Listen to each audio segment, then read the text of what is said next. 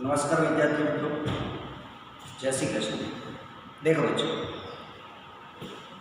Standard 8 subject Hindi, chapter number 4, उठो धरा के अमर सपूतो। चैप्टर नेम है उठो धरा के अमर सपूतो। कवि नेम है द्वारका प्रसाद माहेश्वरी जी। द्वारका यानी द्वारिका प्रसाद माहेश्वरी जी ने उठो धरा के अमर सपूतो, धरा यानी पृथ्वी, पृथ्वी पे रहने वाले अमर जो कभी भी मर न सके, मिट न सके, ऐसे अमर सपूतों को ये बताते हैं कि आपके पास जो शक्तियाँ पड़ी हुई हैं, ये शक्ति को जगाकर हमारे राष्ट्र के नवनिर्माण में लग जाओ, ऐसी बातें लेकर, बड़ा मैसेज लेकर द्वारिका प्रसाद माहेश्वरी जी ने हमें इन पोएम, इन काव्य के माध्यम से हमें समझाने का प्रयास किया है। तो देखते हैं, सबसे पहले द्वारिका प्रसाद माहेश्वरी जी का संक्षिप्त में उनका परिचय देख लेते हैं। द्वारिका प्रसाद माहेश्वरी का जन्म 1 दिसंबर 1916 यानी 60 को रोहता यानी आगरा, उत्तर प्रदेश में हुआ। 29 अगस्त 1998 में उनकी मृत्यु हुई। उनके 6 काव्य संग्रह और 2 खंड काव्य, 26 बाल साहित्य, 3 कहानी संग्रह तथा अन्य साहित्य भी प्रकाशित है। इतना ऊंचा उठो धरा के अमर सपूतो, कौन सिखलाते हैं चिड़िया को, चंदा मामा आ, पुनः नया निर्माण करो माँ, यह वसंत ऋतु, हम सब सुमन एक उपवन के। द्वारिका प्रसाद माहेश्वरी जी की ये प्रसिद्ध कृतियाँ का भी शामिल यहाँ पे किया गया है। प्रस्तुत काव्य में यानी यहाँ पे जो प्रस्तुतिकरण की है पोएम काव्य में, प्रकृति के तत्वों से ईश्वर की जो देन है, उन तत्वों से प्रेरणा लेकर अपने ज्ञान का उपयोग कर मनुष्य खुद बुद्धिमत्ता का उपयोग कर देश के नवनिर्माण करने के लिए, देश की छवि को काया पलट करने के लिए, सपूतों को नवनिर्माण करने के लिए एक बड़ा मैसेज यहाँ पे दिया है। तो देखो बच्चों, हमारे राष्ट्र के लिए, हमारे घर परिवार के लिए, हमारे समाज परिवार के लिए हमें जीने का है और कुछ ना कुछ हमें बलिदान करना पड़ता है, देना पड़ता है। उसी तरह हमें भी हमारे राष्ट्र माँ के लिए, हमें भी कुछ नवनिर्माण के लिए हमें भी कुछ करके दिखाना पड़ेगा। ऐसा मैसेज यहाँ पे द्वारिका प्रसाद माहेश्वरी जी ने उन पोएम के माध्यम से हमें बताने का प्रयास किया है। तो देखते हैं उन ऑनलाइन वीडियोस के माध्यम से। उठो धरा के अमर सपूतो, पुनः नया निर्माण करो। लेखक जी उन पोयम के माध्यम से ललकारते हैं, कहते कि उठो धरा के अमर सपूतो, हे सपूतो, आप ये देश को कब से आज़ादी मिल गई है, स्वतंत्रता मिल गई है, और ये राष्ट्र की, ये देश की काया पलट करने के लिए आपके पास कुछ ना कुछ ऐसी एबिलिटीज यानी शक्ति होनी चाहिए। और हमारे पास जो नहीं करने की आदत है वो छोड़कर आप जागो, उठो धरा के अमर सपूतो, आप उठ जाओ, सोचने के लिए मजबूर हो जाओ, सोचना शुरुआत करो और हमारे राष्ट्र की काया पलट करने के लिए कुछ पुनः नया निर्माण करो। यानी हमें जो हमारे राष्ट्र में जो स्वतंत्रता मिली है, उन स्वतंत्रता का सदुपयोग करके हमारी धरती माँ को यानी हमारे राष्ट्र की काया पलट करने के लिए आप लग जाओ, ऐसे कवि कहते हैं। जन जन के जीवन में फिर से नवस्फूर्ति और नया प्राण करो। अभी तो हम गुलामी की जंजीर में से मुक्त हो गए हैं, स्वतंत्र धाराओं में जीना शुरुआत कर दिए हैं। इसलिए जन जन के जीवन में एक नई स्फूर्ति, नई ऊर्जा भर दो, नया प्राण लेकर, नई शक्ति का संचार कर हमें हमारे राष्ट्र की उत्तरदायित्व को बढ़ाने के लिए, राष्ट्र का नवनिर्माण करने के लिए नया प्राण भरो, यानी नई ऊर्जा के साथ हम और हमें काम करना चाहिए, ऐसी बात बताई है। तो पहले 2 लाइन में उठो धरा के अमर सपूतो पुनः नया निर्माण करो। पुनः यानी दोबारा, यहाँ पे निर्माण यानी बनाना, वर्ड का जो यूज हुआ है वो वर्ड के बारे में यहाँ पे बताया है कि उठो धरा के अमर सपूतो पुनः नया निर्माण करो। हे अमर सपूतो, अभी आप जाग जाओ। जो हमारे पास नई काम करने की आदत है, नौबत है, उसको छोड़ दो और हमारा राष्ट्र को नवनिर्माण देने के लिए, हमारे राष्ट्र की नवनिर्माण रचित करने के लिए आप पुनः नया निर्माण करने के लिए नई शक्ति, नई ऊर्जा, नया प्राण भर दो और हमारे राष्ट्र की और सारी कल्पना करो और सारा राष्ट्र का निर्माण हो सके। ऐसी नई ऊर्जा के साथ आप काम करने की शुरुआत कर दो, ऐसे द्वारका प्रसन्न महेश्वरी जी ने यहाँ पे बताई बात है। नई प्रात है, नई बात है, नई किरण है, ज्योति भी नई है, नई उमंगे हैं, नई तरंगे हैं, नई आस और सांस भी नहीं है। गुलामी की जंजीर में से हम बाहर निकल गए हैं, हमारा राष्ट्र एक स्वतंत्र धाराओं में बह रहे हैं। तो हमारे लिए हर सुबह नई प्रातः है, सुबह नई है, नई सोच लेकर आगे बढ़ना चाहिए, नई बात है। किरण, सूरज की रोशनी भी नहीं है और ज्योति भी नहीं है।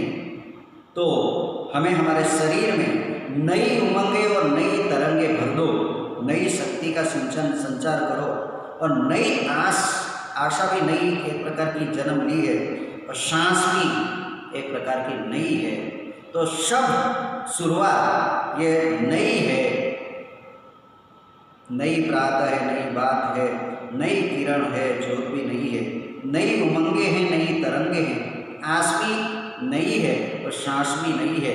तो सारी बातें नई है, तो सारी शक्ति का संचार करके हमें भी हमारा राष्ट्र का नवनिर्माण में लग जाना चाहिए, ऐसे द्वारका प्रसन्न महेश्वरी जी ने हमें पोएम के माध्यम से बताने का प्रयास किया है। आगे देखते हैं, युग युग के मुरझे सुमनों में नई नई मुस्कान भरो। युग युग के मुरझे सुमन, वर्षों पहला हमारा राष्ट्र की गुलामी की जंजीर में थे तो सब लोग मुरझे जीते थे, लेकिन अभी कोई ऐसे मुरझे सुमनों की तरफ जीना पसंद नहीं करना चाहिए। युग युग के मुरझे सुमनों में नई नई मुस्कान भरो। हमारे राष्ट्र में, हमारे समाज में, हमारे देश में जिसके पास मुस्कान ना हो तो ये सारे जनमेदनी के पास जाओ, नई मुस्कान भरो, नई बाबतें बताओ, हमारी राष्ट्र की स्वतंत्रता को और 4 चांद लग जाए ऐसी बाबतें बताओ। हमारा राष्ट्र गुलामी से मुक्त हो गया है, ऐसी कोई मुश्किलें है नहीं। तो जो लोग के पास मुस्कान न हो तो नई मुस्कान भरकर हमारे राष्ट्र का नवनिर्माण करने के लिए लग जाओ, ऐसी बाबतें यहाँ पे बताने का प्रयास किया है। युग युग के मुरझे सुमने यानी फूले, नई नई मुस्कान भरो, उठो धरा के अमर सपूतो पुनः नया निर्माण करो। ईश्वर ने, खुदा ने जो बनाई है कुदरती सौंदर्य, ईश्वरीय सौंदर्य, मुरझे हुए सुमन, फूल खिल से, बारिश, पानी, हवा, ये सब मिलने से, मुस्कुराहट मुस्कुरा जाते हैं, उसी तरह कब से हमारी जन्मनेत्री भी एक खामोशी तरह जिंदगी जी रहे हैं, तो फिर से उन जिंदगी में मुस्कान भरो और हमारे राष्ट्र के नवनिर्माण में पुनः नया निर्माण करने में लग जाने के लिए आश्वस्त करो। ऐसी बात यहाँ पे बताने का प्रयास द्वारका प्रसाद महेश्वर जी ने किया है। डाल डाल पर बैठे विहंग कुछ नए स्वर में गाते हैं, गुनगुन गुनगुन करते भंवरे मस्त उदर मंडराते हैं। सुबह उठते हैं, बड़े उद्यान में चले जाते हैं, तो डाल डाल पर बैठे विहंग कुछ नए स्वर में गाते हैं। सुबह सुबह विहंग यानी पक्षी कुछ नए स्वर में गाते रहते हैं और उनकी गाने का आवाज सुनकर हमारा माइंड भी प्रफुल्लित हो जाता है। गुनगुन गुनगुन फरते भंवरे मस्त उदर मंडराते हैं। उद्यान में हम फिरने के लिए घूमने के लिए चले जाते हैं, तो भंवरे सुमन ऊपर बैठकर एक प्रकार के मस्त मधुर मंडराते रहते हैं। उसी तरह जिस तरह इस कुदरती सौंदर्य को देखकर ये सब प्रफुल्लित रहते हैं, भंवरे प्रफुल्लित रहते हैं, मुस्कान रहती है, पक्षियाँ बिल्कुल निस्तेज यानी सतेज रहकर प्रसन्नता से जीते हैं, तो हमें भी हमारे जीवन में एक प्रकार की खुशी को प्रदान कर खुशियाँ बांटकर हमें भी मुस्कान की तरह जीना पसंद करना चाहिए और इन मुस्कुराहट लेकर हमारे भी मन में एक नई सोच आनी चाहिए और हमारा राष्ट्र का नया निर्माण करने के लिए लग जाना चाहिए। आगे देखते हैं, मुस्कान का मीनिंग आपको बताया है। गुंजित यानी गौरव को गूंज से युक्त, प्रायः यानी अवसर, उद्यान यानी पाक, पुनः यानी फिर दोबारा, आह्वान यानी ललकार, चुनौती और स्फूर्ति यानी उत्साह। ये महत्वपूर्ण वर्ड यहाँ पे बताने का प्रयास किया है। आगे देखते हैं, नवयुग की नूतन वाणी में नया राग, नव गान भरो, उठो धरा के अवसर दो, पुनः नया निर्माण करो। नवयुग की नूतन वीणा, नवयुग यानी नया युग की शुरुआत, हमारे राष्ट्र की शुरुआत हो गई है और इन नए युग में नई वीणा में कुछ नया राग भरते हैं। उसी तरह हमारे राष्ट्र के निर्माण के लिए हम भी कुछ नया सोचते हैं और हम भी हमारा राष्ट्र का पुनः निर्माण करने के लिए सोचना पड़ेगा और उनमें लग जाना पड़ेगा। ऐसी बात फॉर एग्जाम्पल देकर यहाँ पर बताया है, नवयुग की नूतन वीणा में नया राग और नया गान करो। नूतन वीणा में नया गान और नया स्वर से जो गाते हैं तो चौकस एक प्रकार का मधुर गान बजते हैं। उसी तरह हम भी हमारा राष्ट्र के नए निर्माण में ऐसे कुछ करें, नया सोच, नई विचारधारा लेकर जो हम आगे बढ़े तो हमारा राष्ट्र का पुनः निर्माण हो सके, ऐसा लगता है। कली कली खिल रही इधर वह फूल फूल मुस्काया है, कली कली खिल रही इधर वह फूल फूल मुस्काया है। उद्यान में कली कली खिलती रहती हैं और फूल मुस्कुरात रहता है। धरती माँ की आज हो रही नई सुनहरी काया है और ऐसा आह्लादक वातावरण और सौंदर्य देखकर धरती माँ की आज हो रही नई सुनहरी काया, धरती माँ की काया पलट हो जाती है। हम वसंत ऋतु में देखते हैं, बारिश होती है, बिल्कुल धरती माँ की लीली छम चादर ओढ़ लेते हैं और उनकी काया पलट जाती है। उसी तरह धरती माँ की ऐसी काया पलट देखकर द्वारिका प्रसन्न महेश्वरी जी कहते हैं कि हमारे राष्ट्र में भी जितने लोग रहते हैं, इन जितने लोग में नए राष्ट्र का निर्माण के लिए ऐसी सोच भरो कि हमारी राष्ट्र की भी काया पलट, धरती माँ की काया पलट जिस तरह हो सकती है उसी तरह हमारा राष्ट्र की काया पलट भी हो सकती है। ऐसी बात यहाँ पर बताने का प्रयास किया है। नूतन मंगलमय ध्वनियों से गुंजित जग उद्यान करो, उठो धरा के अमर सपूतो, पुनः नया निर्माण करो। नूतन मंगलमय ध्वनियों से गुंजित जग उद्यान करो। मंगलमय ध्वनियों से जंगल, वन, उद्यान गुंजित रहता है। उसी तरह नूतन विचारों के साथ हमें भी चलेंगे तो हमारा राष्ट्र का पुनर्निर्माण हो सकता है।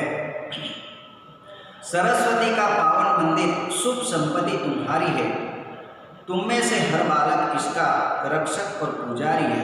सत सत दीपक जला ज्ञान के नवयुवक का आह्वान करो, उठो धरा के अमर सपूतो, पुनः नया निर्माण करो। सरस्वती का पावन मंदिर शुभ संपत्ति तुम्हारी है।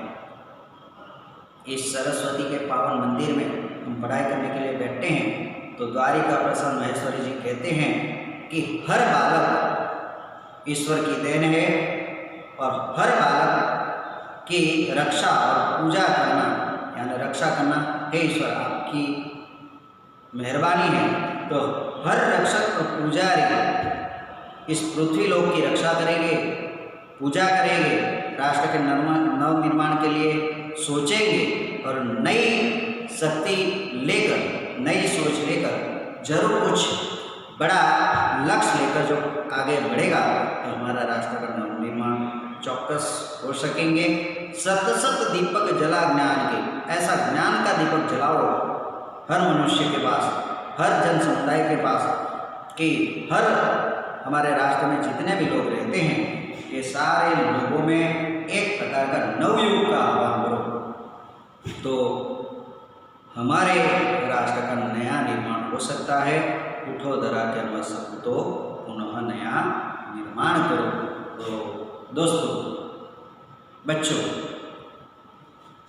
अभी भी एक बड़ी महामारी से हमारा राष्ट्र गुजर रहा है, कोरोना जैसे वायरस से। तो उन वीडियोस के माध्यम से हम भी द्वारिका प्रसाद महेश्वरी जी का एक बड़ा मैसेज है कि उठो धरा के अमर सपूतो, पुनः नया निर्माण करो। ऐसी कंडीशन हमारे राष्ट्र की भी हो गई है, आ गई है। तो मैं भी आपको ऐसे आश्वस्त करता हूँ, आपको ऐसे विश्वास दिलाता हूँ, आप भी नई सोच, नई विचारधारा और नई शक्ति संचार कर कर ऐसे आगे बढ़ो कि फिर से हमारा समाज, हमारा राष्ट्र और पूरा विश्व एक नया निर्माण के साथ आगे बढ़े और ऐसी आगे बढ़ने की एक प्रकार की जो नेम है वो हम जरूर पूरी कर सकेंगे। तो ऐसे इन पोयम के माध्यम से हमें राष्ट्र की काया पलट करने की बात द्वारिका प्रसन्न महेश्वरी जी ने बताई है कि उठो धरा के अमर सपूतो, पुनः नया निर्माण करो। ऐसी बात आपको बताने का प्रयास किया। देखो बच्चों,